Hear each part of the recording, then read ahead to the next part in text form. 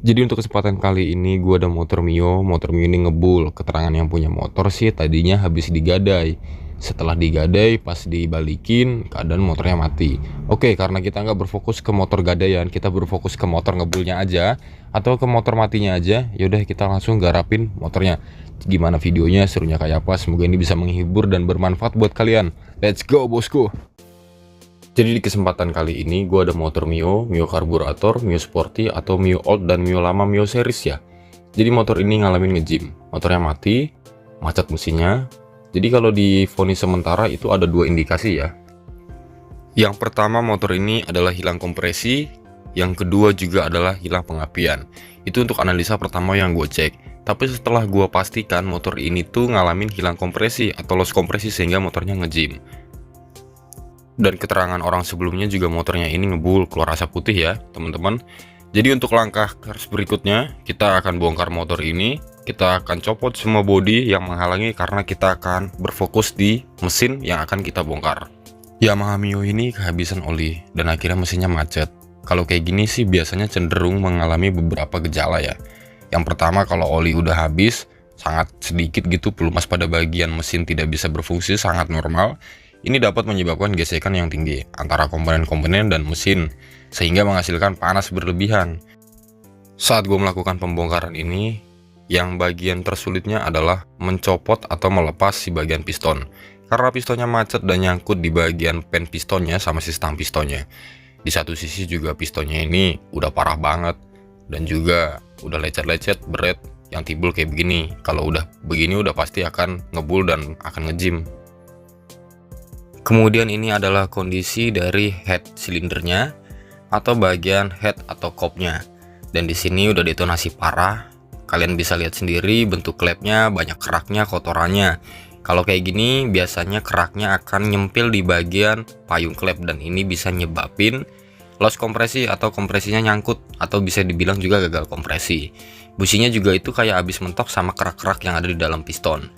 Nah, kalau udah kayak gini nanti kita akan bersihin, kita akan sekir ulang, kita akan rapihin, dan kalau memang klepnya masih bisa dipakai kita akan pakai, kalau nggak bisa mau nggak mau harus kita ganti juga ya bosku.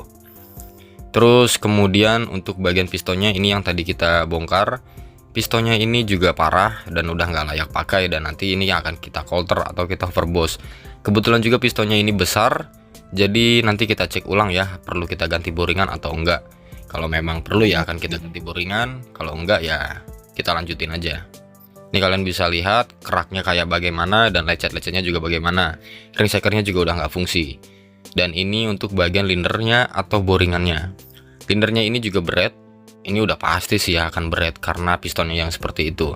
Dan ini nanti akan kita coulter, kita honing juga supaya bisa mulus dan terlihat seperti baru gitu dan menghasilkan kualitas yang baik. Oke, kalau gitu gua rasa ini semuanya udah beres. Kita lanjut ya bosku buat besok.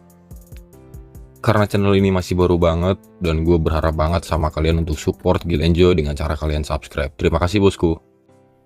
Kemudian untuk bagian headnya ini kita akan bongkar, kita akan cek juga, kita pretelin semuanya ya untuk bagian klep, noken, pelatuk, per klep dan lain-lainnya. Jadi kita akan bersihkan kerak-kerak yang ada di ruang bakar ini supaya lebih mulus dan tarikannya lebih enak. Kemudian kita akan cek juga ini perlu apa yang diganti atau hanya cukup perbaikan aja. Yaudah, kita langsung gaskan. Klep ini adalah bagian kedua sumber masalah dari motor ini loss kompresi atau motor ini jadi mati ya. Kalau dilihat ini bagian klep ininya masih putih atau masih bersih, dan yang bagian X-nya ini udah hitam oli, dan ini bisa dipastikan oli itu lewat sini jadi bisa bikin ngebul motor ini dan lama-lama bisa nyebabin kematian untuk motor ini. Karena klepnya ini masih bisa dipakai dan masih dalam perhitungan yang matang, jadi gua rasa cukup di skir klep aja udah beres dan dibersihin aja juga udah cukup ini ya. Yaudah, kita langsung aja kita garap, kita bersihin dan kita skir klep supaya si kompresinya ini semakin padat. Oke. Untuk cara skir klep ini macam-macam, kalian bisa coba beberapa opsi cara skir klep kalian sendiri. Pastikan amrilnya juga yang bagus, dan kalau udah di skir jangan lupa dicuci atau dibersihkan. Jangan sampai ada sisa obat skir klep yang masih nyangkut, karena itu membahayakan banget, nanti komponen bisa jadi aus atau lama-kelamaan malah jadi rusak lagi gitu dan gak awet.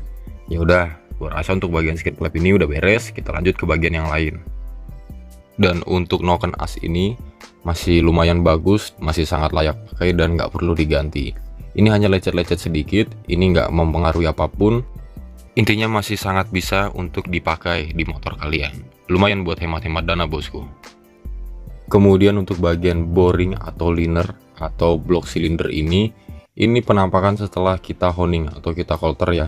Dan ini udah beres, dan ini adalah piston sekernya motor Mio yang kemarin. Kemarin itu oversize 75 dan kita oversize 25. Jadi dapatnya oversize 100. Kita nggak berani lebih lagi karena takut linernya ini ketipisan. Ya udah, kita pasang ring sekernya, kita kerjain motornya. Di dalam perakitan ini kalian harus pastikan ulang semua komponen yang kalian perbaiki itu betul dan tidak ada kesalahan atau mistake. Jangan lupa kalian kasih lem karena ini komponennya sudah mulai tua dan aus, jadi gua nggak mau ambil resiko, jadi gua kasih lem. Setelah kita setel klepnya, bagian timingnya, bagian topnya, semuanya kita udah beresin semuanya, terus juga udah kita tes kompresinya, kemudian tinggal lanjut kita nyalain.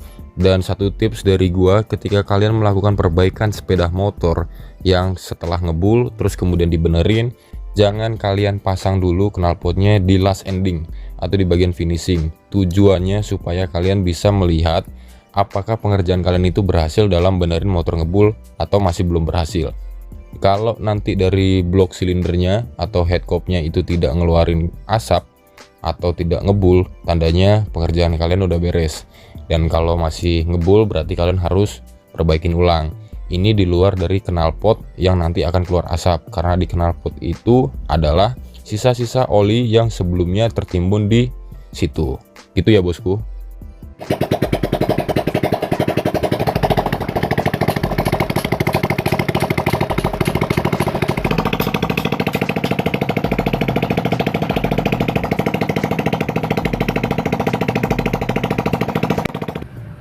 Ya oke teman-teman, jadi motornya ini udah kelar. Jadi mungkin begitulah salah satu penyebab kenapa motor bisa ngebul. Efek utamanya sih adalah karena ini olinya nggak ada, telat. Jadi gara-gara habis dipinjam orang motornya, terus dalam waktu lama oli mesinnya nggak diisi. Jadi ya namanya besi, kalau nggak ada olinya ya udah pasti luka gitu. Cuman untung ini ngebul langsung ditangani, jadi nggak begitu parah, nggak merembet ke sana ke sini. Jadi cuman sekernya aja yang luka. Ngebulnya juga masih tipis, sekernya juga lukanya masih sedikit gitu kan. Cuman langsung diperbaiki. Syukur dan bagusnya sih seperti itu ya.